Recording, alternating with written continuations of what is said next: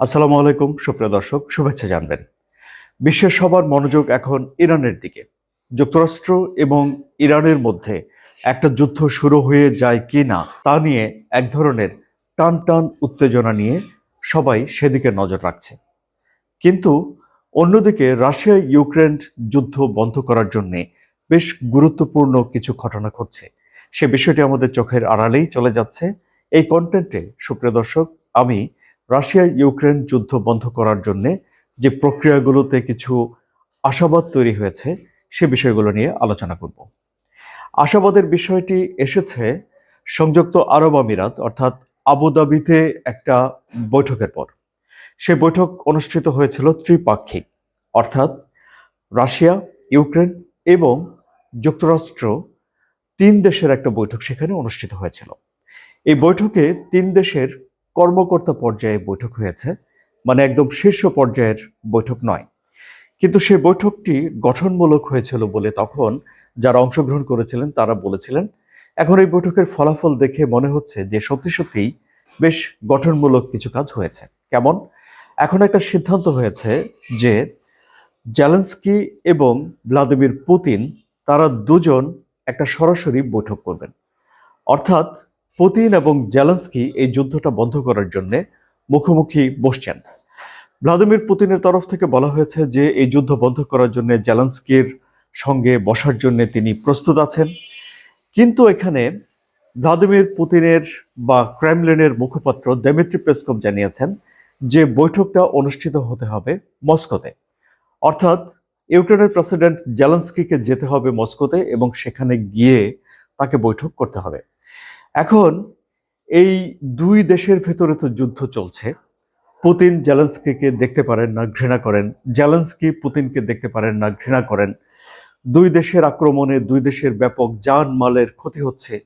দুই দেশই পারলে একে অপরকে গুড়িয়ে দেয়। এরকম একটা পরিস্থিতিতে যুদ্ধরত দেশে গিয়ে জেলেনস্কি কি বৈঠক করবেন বা করতে পারবেন, তার তো নিরাপত্তার একটা ব্যাপার রয়েছে।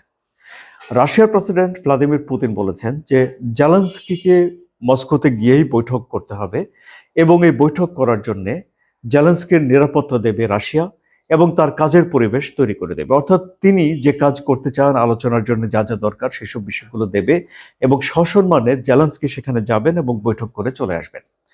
কিন্তু এই যে 4 বছর ধরে যুদ্ধ চলছে, 2022 সালে রাশিয়া ইউক্রেনে বিশেষ অভিযানের নামে আক্রমণ করার পর থেকে 4 বছর এই যুদ্ধের সময়টিতে জেলেনস্কিকে রাশিয়ার যে গণমাধ্যমে চিত্রিত করা হয়েছে এমনভাবে যে তার ইমেজ কোনোভাবেই ভ্লাদিমির পুতিনের ইমেজের ধারে কাছে যায় না। ফলে কোনো একটা দেশে গিয়ে ভ্লাদিমির পুতিন জেলেনস্কির সঙ্গে একটা বৈঠক করবেন, এই বিষয়টি ওখানে জেলেনস্কির যে ইমেজ তৈরি করা আছে, ভাবমূর্তি তৈরি করা আছে, তার সঙ্গে যায় না।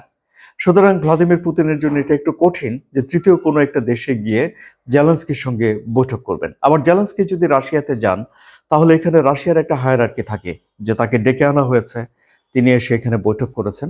ফলে এখানে জেলেনস্কির মস্কোতে বৈঠক করার পক্ষেই রাশিয়ার অবস্থান জোরালো এবং এই অবস্থান থেকে রাশিয়া নড়বে কিনা তা নিয়ে যথেষ্ট পরিমাণে সংশয় রয়েছে। এখন জেলেনস্কি ভ্লাদিমির পুতিনের সঙ্গে বৈঠক করতে পারবেন কিনা এবং এই বৈঠক করলে তিনি তার নিজের সিদ্ধান্তের বাইরে যাচ্ছেন কিনা সেটিও একটা দেখার বিষয়। কেন?